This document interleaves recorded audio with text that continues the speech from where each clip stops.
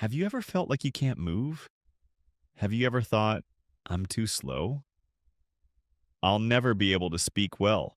You try so hard to study, but something stops you. It puts a wall between you and your self confidence.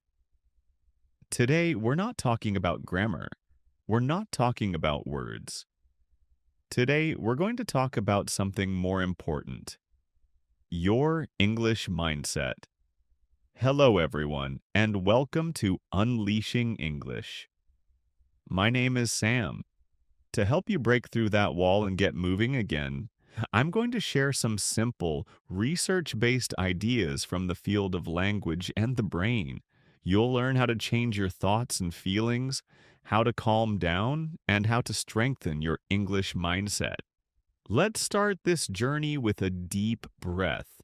You've probably felt this way before. You're learning English, you're watching movies, you're reading books, but you keep telling yourself, I'm not good enough. I'll never speak fluently. These words are like big rocks in your mind. They're wearing you down. You can't walk. That's not what I'm teaching in this episode. I'm not giving you a long list of words. I can help you turn those stones into steps you can't walk through stones. Taking steps takes you forward. Today, you'll learn about learning blocks, how your brain can change, how to be kind to yourself, and how to talk without getting upset. We'll practice together. You'll talk with me. You'll try new things and say new words. Are you ready? Good. Here goes the first question. Why do you need a learning block? Let me start by talking about a new word block. What's stopping you is a block. It's like a big stone in the road. You can't walk. You see the stone, you need to move it or go around it. You have a learning block in your head. You feel it, but you can't see it. You need to speak. When you open your mouth, nothing comes out. You want to watch a video in English, you try using YouTube, but it's too difficult. Why? This block helps you learn. In most cases, the problem is not grammar. It's not the words. It's what you think or feel. The thought could be that I am stupid, that I don't remember anything, or that other people are smarter than me. It could be fear, shame, or stress. When you feel and think these things, your brain tells you to stop. It's not safe. Don't even try. The first thing to do is look at the block. I have good news for you. There's a lot of evidence that your brain isn't fixed. You can become smarter. When you practice, your brain can change. Your brain builds a new path inside you when you do something over and over again. At first, the road is very narrow. It's hard to walk. You move slowly, but if you walk the same road every day, it becomes wider, smoother, and easier. The same thing happens with English. At first, it takes a while to say a sentence there are no words. You're exhausted. But if you use the same useful sentences over and over again, your brain forms a strong connection with that English. You can say no when your mind tells you, I can't change or I can't improve. My mind can change. I know how to forge new paths. I can improve. Let's talk about the voice inside you. The voice inside you is that quiet voice you hear. It talks all day long. It's not always pleasant, but sometimes it is. This voice is the enemy of many English learners. It tells me you're slow. Your speech sounds bad. People will laugh at you. Your body changes when you hear this voice, too. Your heart beats faster, your hands are cold or clammy, your mouth is dry, your thoughts are empty. Then it seems like speaking English is impossible, but we can train this voice inside us. It can become our friend. How? By adding new words to it. It's more than just a pleasant surprise like a poster on the wall. Teachers and researchers have discovered something important. When children believe they can, they try harder to become better. These people practice more and study more. We will change. I am not very good at English, but I am learning it. We will change. Every time I do something wrong, I learn something new. We will change. I will never be able to speak fluently. I am not fluent yet. Yes, this one little word more has a lot of power. It lets your brain know that I am going. I am getting better. It helps me. I am getting better. I can get better over time. I am not stupid because I make mistakes. They help me learn. Okay, let me show you a simple picture now. This picture shows where you have problems with learning. There are three areas. There is a safe zone, a stress zone, and a panic zone. I will talk about each of them separately. You feel safe when you are in the safe zone.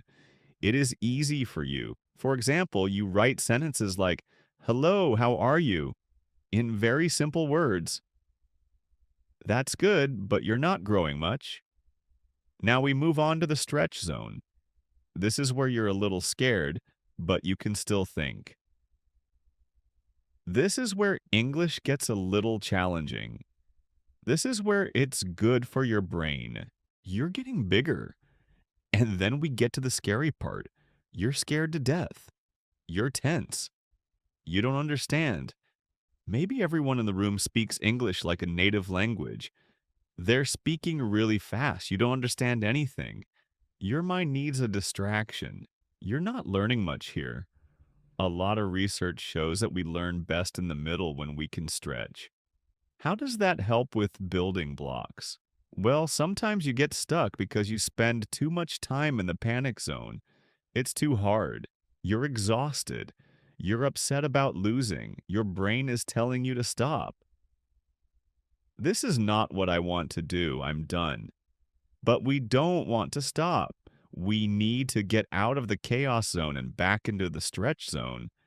That means the difficulty level has to be just right. Now think about how you listen to English. Children's songs, the alphabet, single words, and other simple things will be very easy for most of you.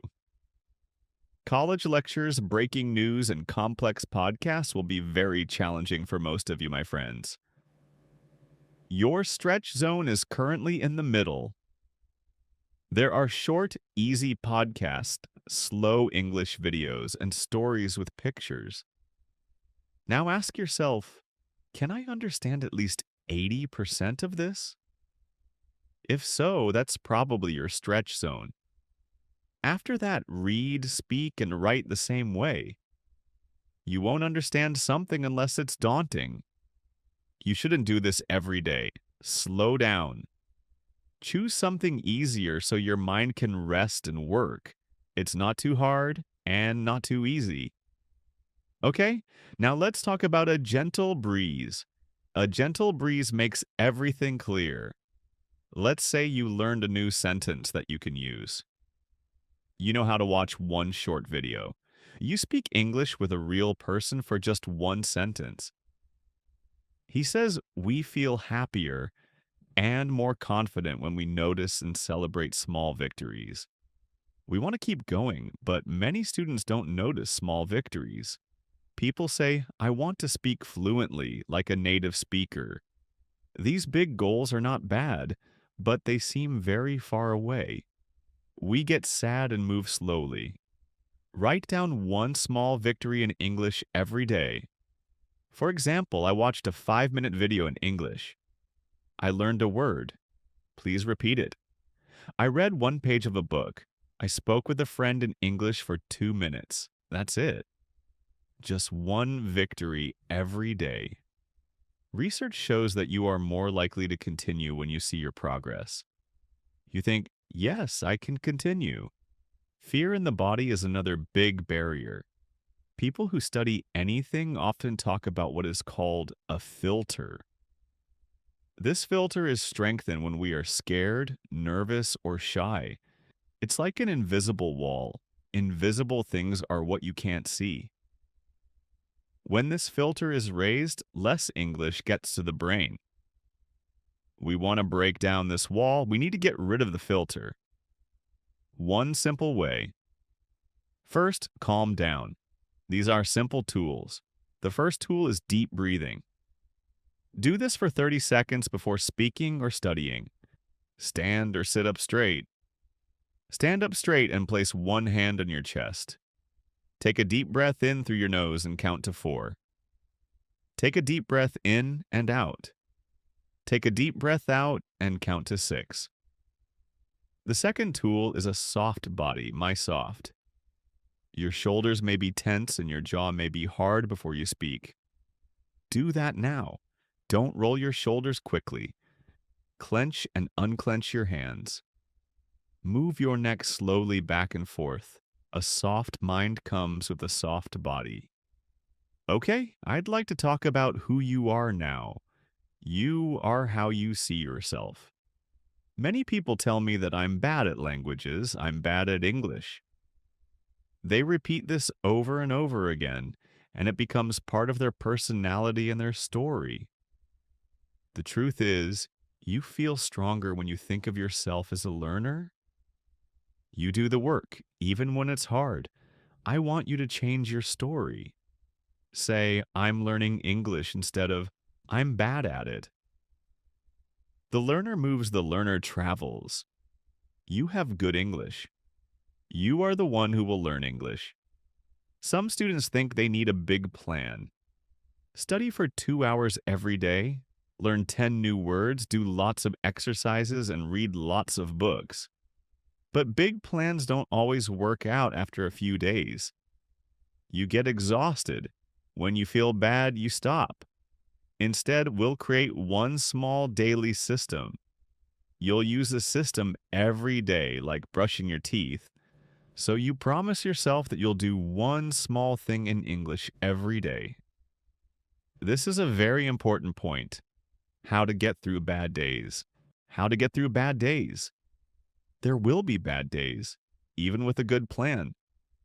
There will be days when you feel tired and sad. That's okay. The story we tell about a bad day, here's where it's wrong. One day, I forgot about the old story. I have no motivation. I always fail. I need to stop. It's okay. New story. I'm human. Tomorrow is good for me. It doesn't end with one day.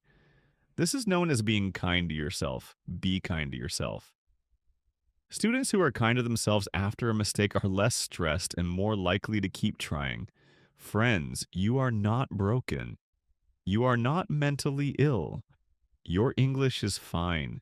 You are moving somewhere. There are times when everything is easy. The path is not always easy. Struggles in learning are normal. All students have them. All teachers know them. But difficulties do not always create walls. We can overcome these problems. Now you can work with many tools. You can change your inner voice.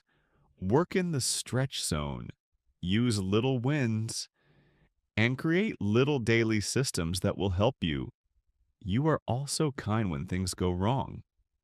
Okay, friends. Thank you so much for being with me today. I'm happy for you. You really endured this long episode. You listened carefully, reflected, and practiced. Your journey in learning English is not just about words, it's also about your heart. You can call me Sam. This is the Unleashing English program. Believe in yourself and study until we meet again. Goodbye.